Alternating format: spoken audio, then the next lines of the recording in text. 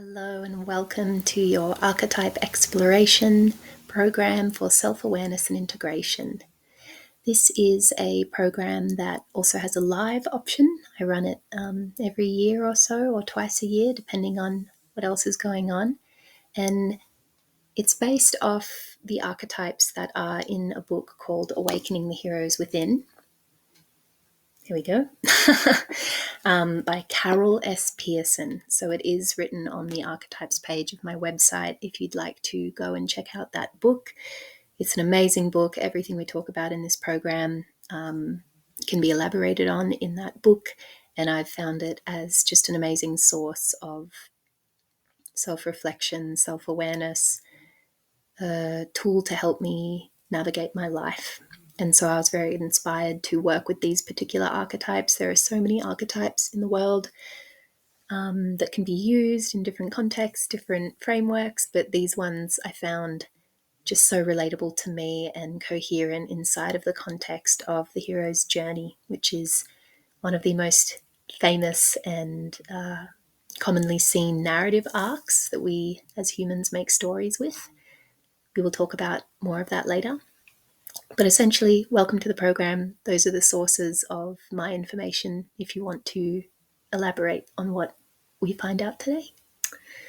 So, the agenda for this particular recording and all the others will be familiarizing ourselves with the archetype on a cognitive level. So it will be me talking a lot, some slides, very informational. And then we will get to experience each archetype through either a visualization journey or some kind of body-based experience, because that's the landscape of archetypes. They are accessible to us in the imaginal realm. They speak to us through symbol, dreams, story, themes. These are archetypes, themes, stories, symbols. And we access that through the unconscious mind and the imagination. So it hits us at a deeper level. It's one thing to know it rationally. It's another thing to have the felt experience of the archetype in our imaginal and body realm. There'll be an opportunity for journaling. If you don't have a pen and paper, probably a good time to get one, or you can use your computer. And the way I've done this is I just kind of say the journal prompt, and I give just like 30 seconds or so of silence, and then I move on to the next journal question.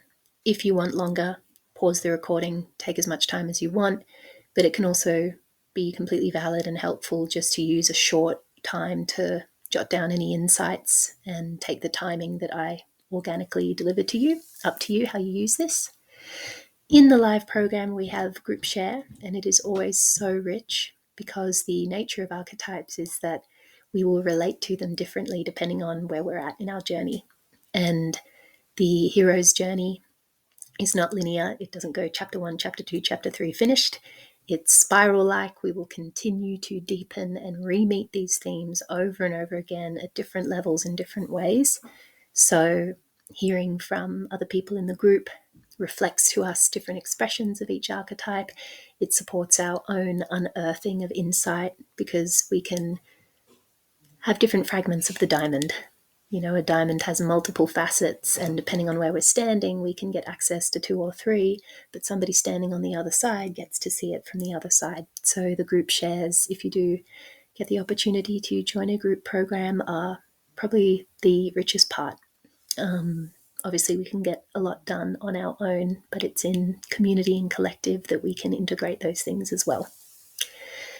Then there'll be an opportunity for reflecting on takeaways of how we can integrate the archetype in its healthier and more balanced expression, things we might want to tweak, and what really stood out for us. What are archetypes? Archetypes are universally understood symbols, patterns of behavior, or prototypes that reoccur across different cultures and time periods. And they are found in literature, in mythology, in psychology, all throughout history. They could be characters, they could be a plot, they could be themes or images and symbols, and they represent fundamental human experiences and emotions. Essentially, archetypes are the building blocks of stories and symbols that resonate deeply with people on a subconscious level. The hero's journey. So to speak briefly about the hero's journey, it is a narrative framework that we tell stories with, and it is really popular. So it's one of the most successful patterns by which we tell stories. To put it really simply, it would follow a kind of theme of somebody, the hero, in a utopia or a space of innocence. Then there's a fall from grace, something happens, something bad, something that shakes the status quo. They need to go on a journey in seeking medicine and seeking a solution. They go on a quest. Along the way, they meet all these different guides and have to face dragons and challenges. And then they return to the kingdom or to their original homeland with lots of wisdom, lots of skills that they've gained as a result of those challenges, and they come to make the kingdom a better place. And the kingdom represents the self, or the authentic self. It can also represent the world, so how our journeys can come back and support society. And usually there's a happily ever after, and that's one round of the spiral of the journey complete before, of course, another challenge comes to the forefront and we must rise as the hero in a new way, on a new day. So I'm sure you're familiar with that hero's journey archetype. Once again, if you want to elaborate on that, the book Awakening the Heroes Within is amazing for that. There's probably 100 other versions as well. If you type hero's journey or archetype into Google, you will be led to many options. But the main hero's journey stages are the preparation of the journey, where we develop a ego, and our ego supports us to function in the world. And we develop our ego through exploring the archetypes of the innocent, the orphan, the caregiver, and the warrior. I think usually the warrior comes before the caregiver, but for some reason I've written caregiver in front of the warrior here. These are the archetypes that support us to develop a healthy sense of self, or sometimes not so healthy. So we develop the ego in order to go on the journey, which is chapter 2, so to speak. And that's where we meet with soul, or we meet with the mysteries of life. So we do this through the seeker, who seeks something greener and better than what they currently have. We meet the destroyer, the creator, and the lover. And these archetypes bring us into connection with different aspects of our soul and the human journey. And these archetypes, all of the archetypes, connect us to humanity. But the seeker, destroyer, creator, lover are these where we see like big soul themes of something greater than the mundane. After that, we come to the return, which is the next chapter, return to the kingdom. So we've gone on our big adventure, and then we come back and we have to integrate everything we've learned somehow. And the archetypes that support us to do that are the ruler, the magician, the fool, and the sage. Once again, for some reason, I've swapped fool and sage. Usually the fool is at the end. But once again, the archetypes are always within us and active at different times in different ways. So it's not linear. The fool is going to be present at the same time as the sage. It's cyclical. We will meet them at every stage, within every stage, in different ways. So as you can see, we have the preparation of the journey, developing the skills we need to go on a big adventure and meet the mysteries of life. And then we have to integrate everything that we've learned back into the kingdom, back into the authentic self. The ego, beautifully described as the container for the soul. So we're currently talking about the first few archetypes that help us develop a healthy soul container, or an ego. And we need to develop that because the stronger and the more healthy the container, the more soul we can let in. So we shouldn't underestimate the importance of staying with the archetypes of innocent, orphan, caregiver, warrior. These are all really important aspects of us being able to actually open to higher capabilities, if that's what you want to see them as. All right, that brings us to the innocent, which is our number 1. And I think of the innocent as the inner child.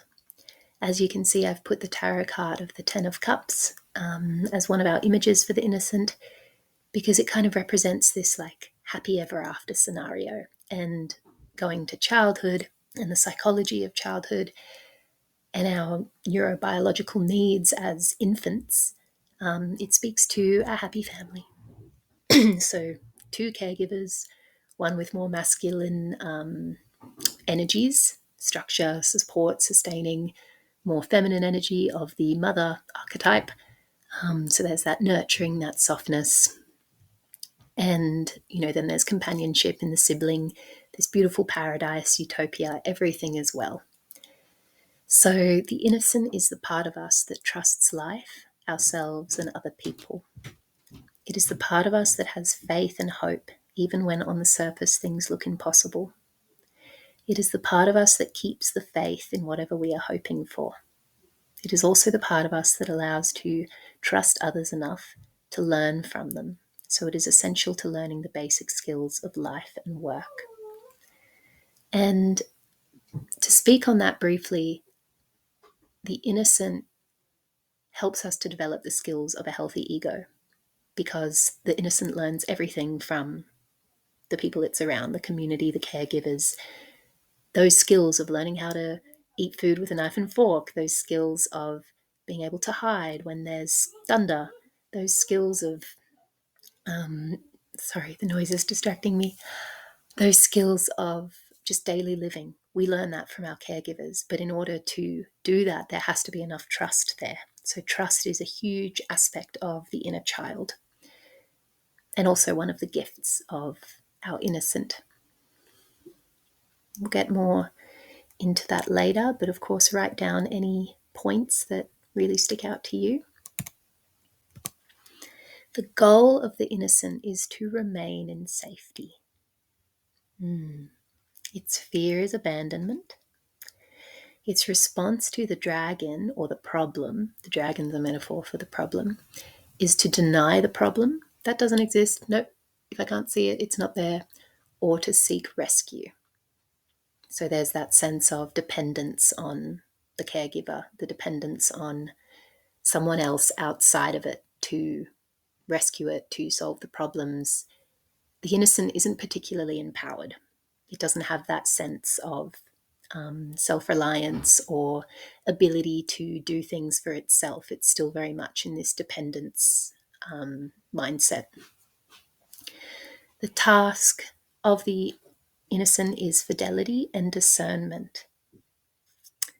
It's interesting that these two are put together, and maybe you have your own ideas about this, but loyalty is a beautiful gift of the innocent, and it's also what helps the innocent to develop that trust, to develop the faith in life. It's loyal to its parents. It's loyal to maybe an image of God. And because there's that loyalty to the God or the authority or the family member, it allows you to feel safe enough to have faith. And they kind of feed each other. You have to believe in something to feel safe. And in order to remain safe, you have to maintain that faith in something. However, there is also the need for discernment. One of the traps of the innocent is blind faith and over-dependence on authorities. So discernment is a task of the innocent, to learn how to discern. The gift of the innocent is trust, optimism, and loyalty. Moving on to its strengths. So I'll go from the bottom up first. Belief in our dreams, having that faith that it is possible. I've put the picture of the sun, the tarot card, because it really represents this inner child state of like everything is beautiful, everything's possible, the sun is shining, the conditions are perfect, there's a little child on a horse, like everything is just like joyous. And having that belief in the ultimate reality that we want to have and to enjoy that. Fall from innocence.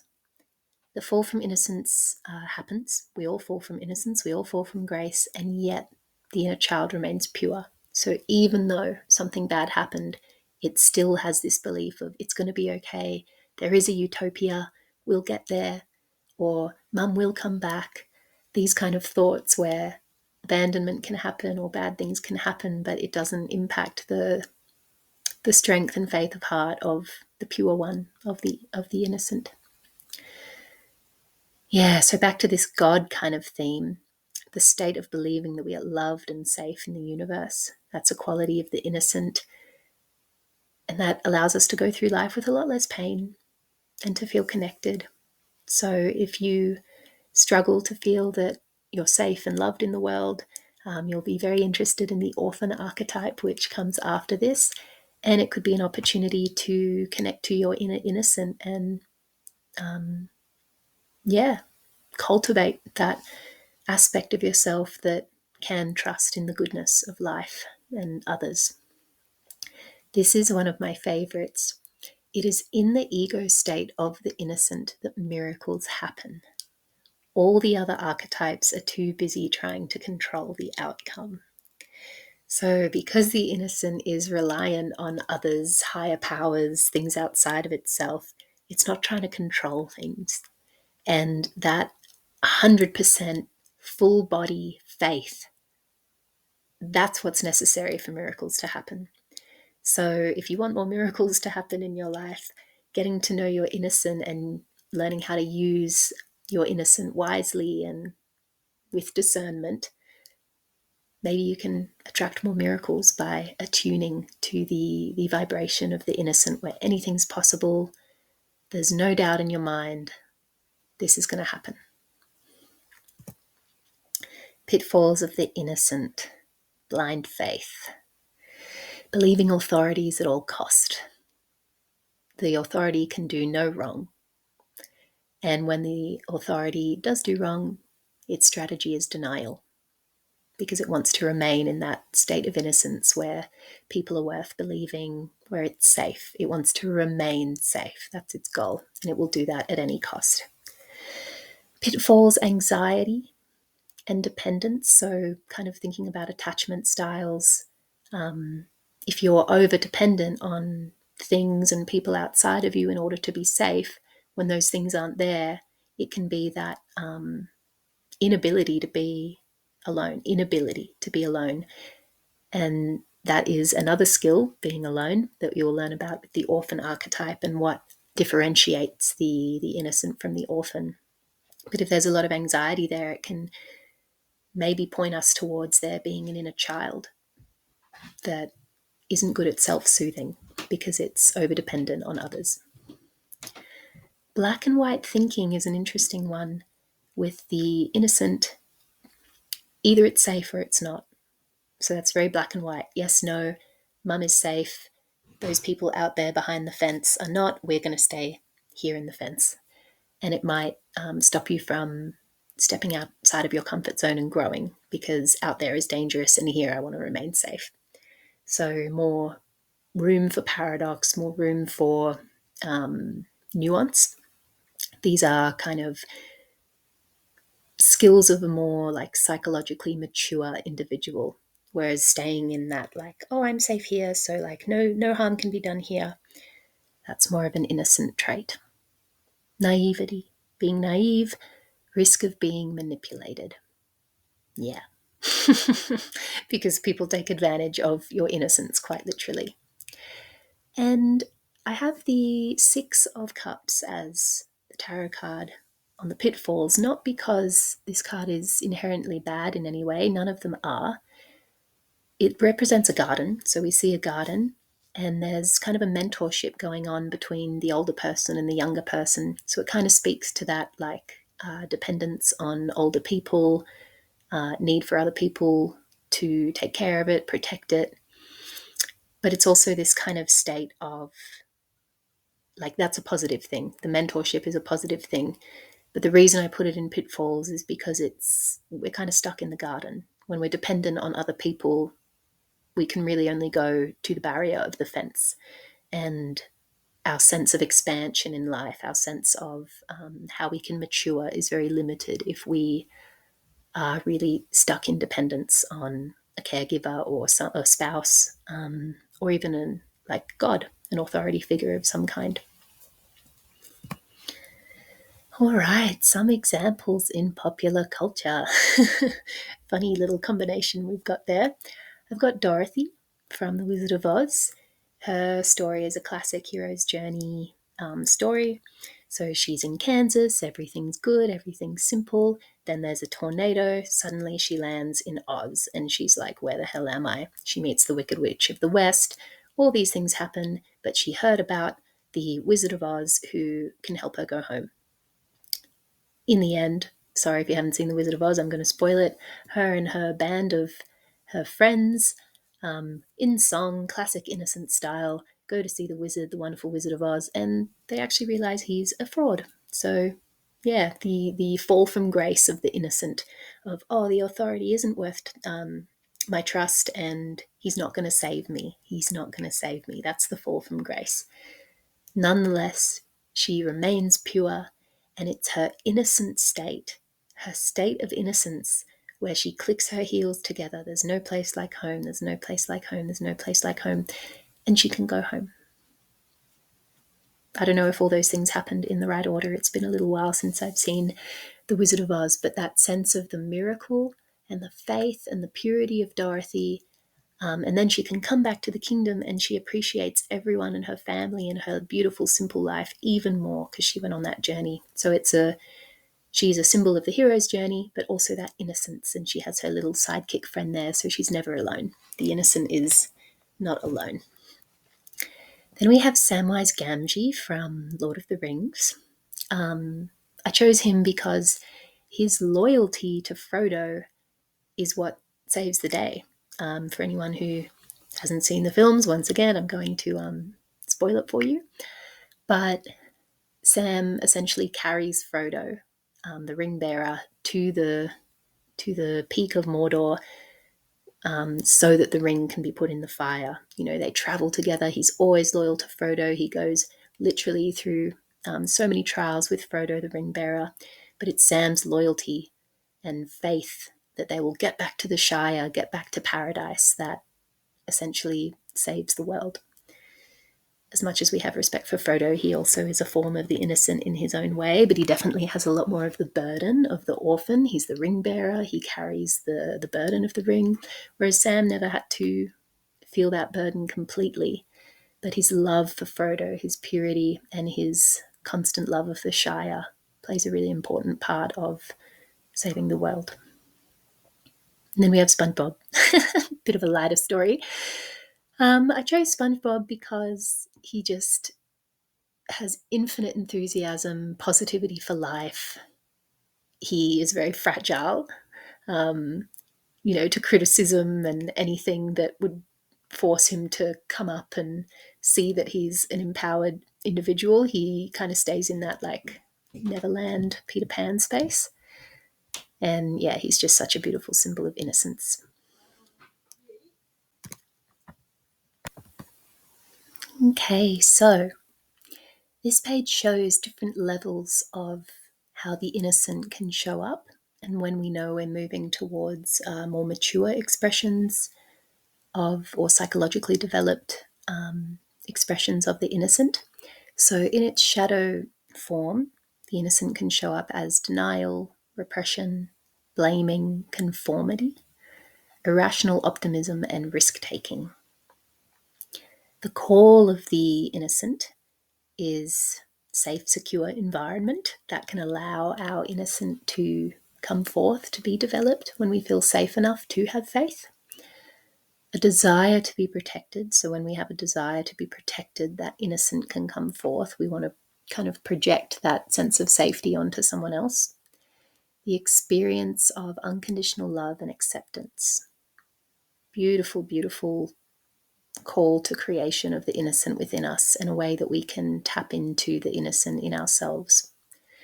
The level 1 expression of the innocent is unquestioning acceptance of the environment and of authorities, and the belief that the world as it is being experienced is all there is. So all there is here, my home, and the border of the fence. Nothing exists beyond. And in that, there's a dependence on things remaining the same, and dependence on others to keep the status quo the same as well. Everything comes back to the innocent remaining safe, which can be a very limiting default to have. Level 2, experience of the fall. So the innocent does experience a fall. It's not that bad things don't happen to the innocent, they just digest it in a different way. Disillusionment, disappointment, and retention of faith and goodness in adversity. So like a bit like Samwise Gamgee in Lord of the Rings, all these terrible things happened, but he never once doubted that they'd get back to the Shire. Level 3, return to paradise, this time as the wise innocent. And this is a beautiful thing to aim for, to have the wise innocent, to be at that frequency where we can create miracles, where we can have unconditional faith and optimism in the goodness that is inherent in the universe and that we are loved, but at the same time having that wisdom of discernment. It's huge. Trust and optimism without denial, naivety, or dependence. Easier said than done. All right, time for our visualization. So get yourself comfortable. If you do want to lie down, go for it. Otherwise, get yourself in a comfortable seat. And as usual, we'll close our eyes and just start to bring the awareness into the body and letting any tension or pain, discomfort be acknowledged and even adjusted.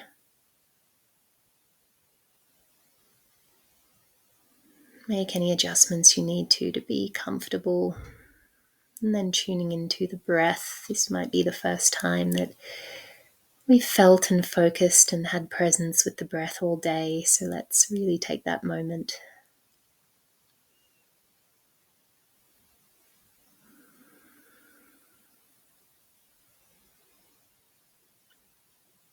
We're going to start our visualization by imagining ourselves in a beautiful place in which we feel incredibly safe. So this might be a place out in nature.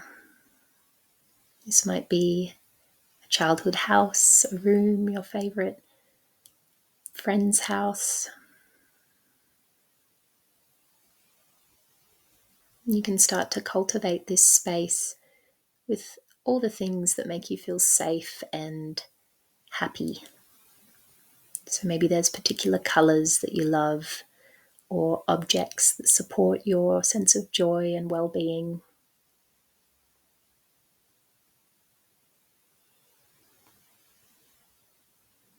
And at the center of the scene, I invite you to conjure in your mind's eye the image of your inner child playing on the floor.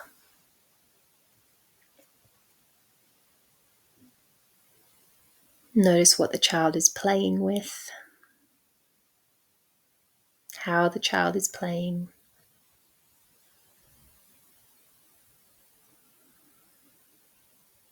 What's the toy? What's the game?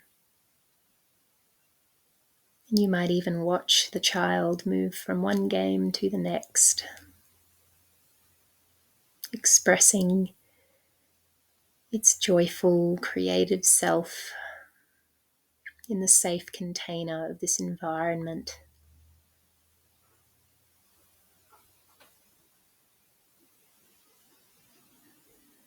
And start to let yourself experience what it's like to be this carefree, to return to a state of innocence where everything is taken care of. There's no bills to be paid, no dragons to be faced.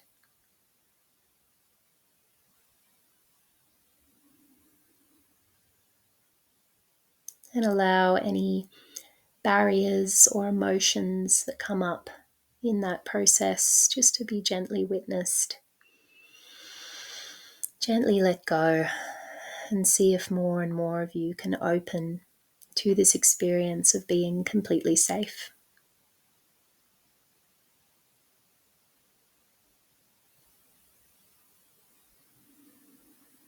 You can imagine maybe somebody walking past and giving you a big smile, and there's absolutely nothing in you that would reject that love coming your way. You are completely worthy. Of course, you make the person smile. There's no reason not to be smiling. And you get that feedback that you exist, that you're valuable, that you bring joy, and a positive, reaffirming experience that life is good and that you have everything that you need.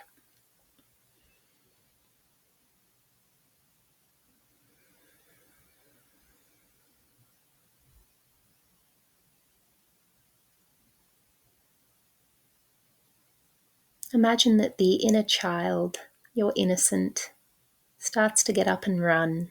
It's running playfully, jumping from here to there, being active in its play. And then suddenly the child falls over and it scrapes its knee.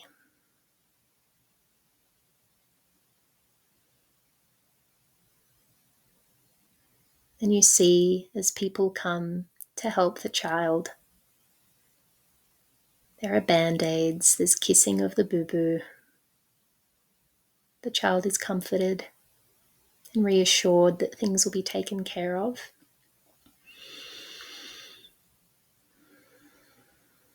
And when the child is ready, it gets back up. Its knee has a little band-aid. And this time it goes to climb a stair. And it does so with a slight little hesitation of caution. But it checks that it knows what it's doing. And it walks up the stairs, wiser from having fallen over, understanding that height can create injury or cause one to fall. But it has remained with the belief that the life it is living is safe.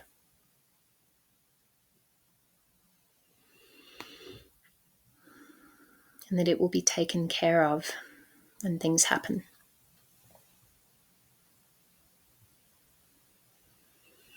It sits down on the stair and it begins to see you. You know that it's time to walk over and connect with your inner child. So see yourself walking over to the child, and you can sit down on the stair next to it so that you are both at eye level. You can look at each other comfortably.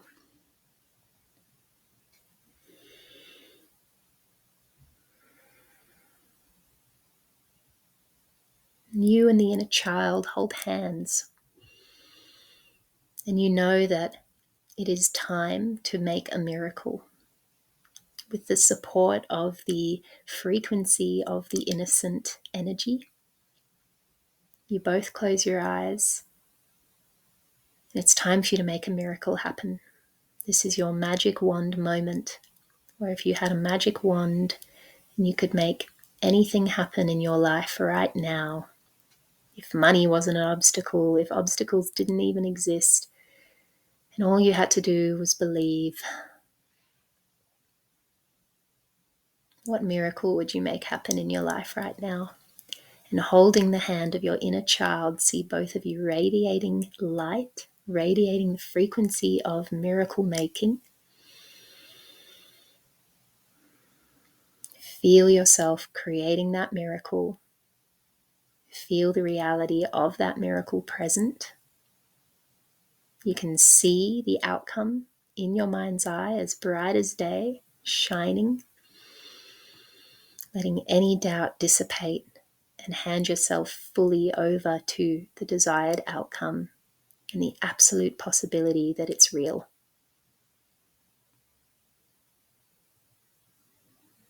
And the inner child is believing 100% next to you.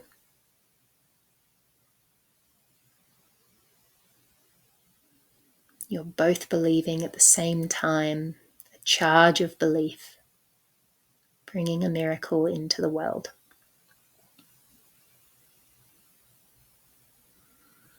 Let yourself receive that miracle. Feel it in your body, in your heart, in your felt sense.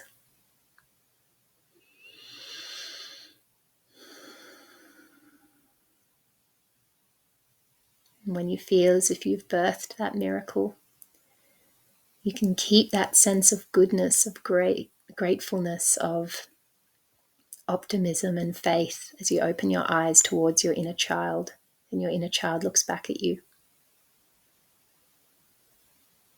And you can ask your inner child, is there anything you want me to know?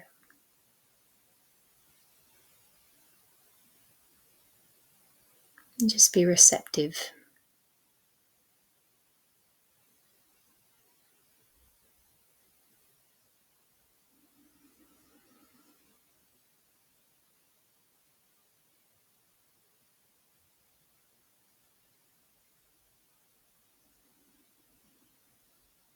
Is there anything you want me to know?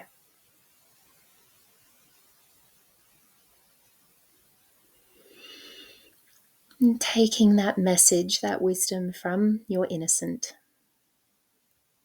you can say goodbye, wishing it a wonderful day and its beautiful utopian life with its beautiful utopian family, thanking it for its support in making the miracle happen.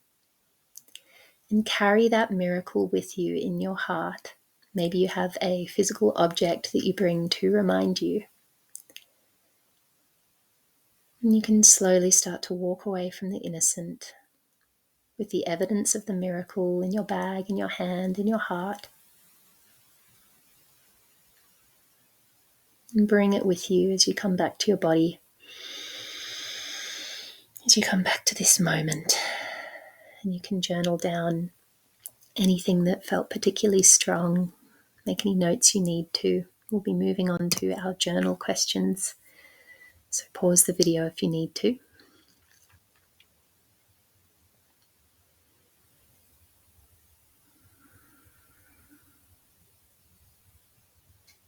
So our first journal question, to connect and unearth the innocent in our lives.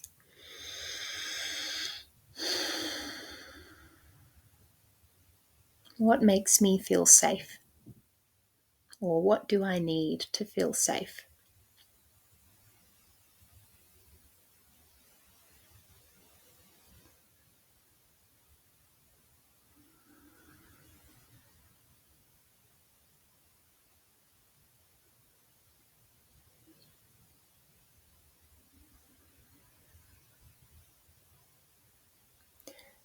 What miracles would I make happen if I could?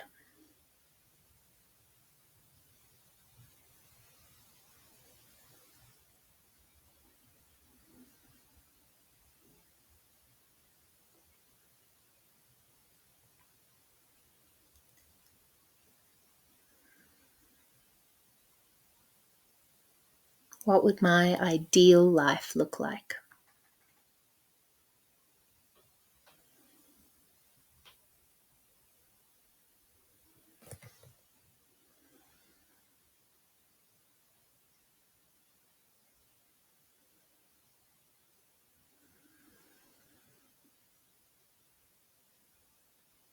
Is there anything that I have blind faith towards?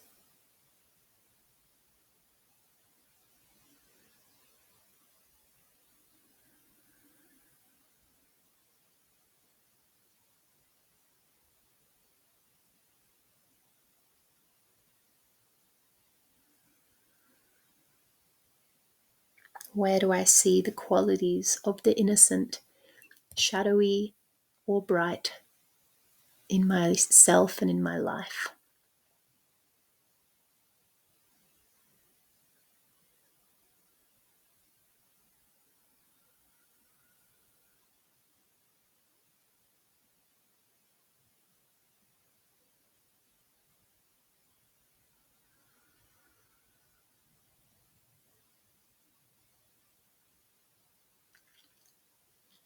And finally, a bit of a shadowy one for reflection.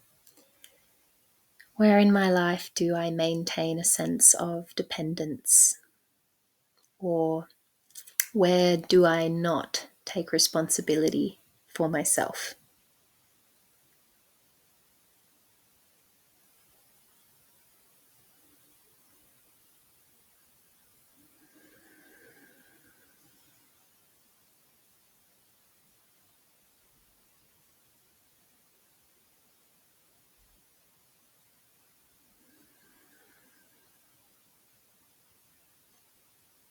I think that's enough for now. There could be a million journal questions we ask, and maybe you'll feel to go back and take the information in this webinar and create your own questions that feel meaningful for you.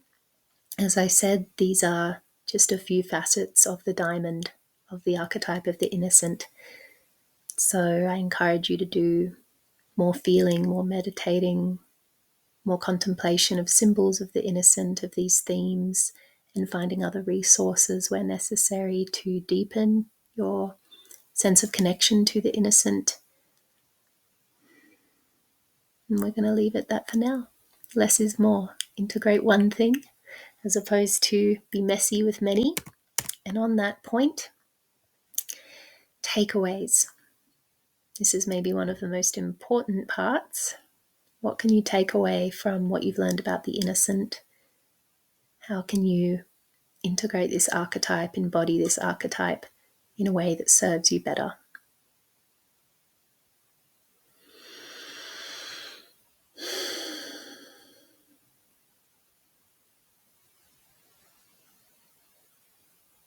Pause that video if you need to. Take as much time as you want. Thank you so much for joining, and I'll see you in the next webinar for the orphan.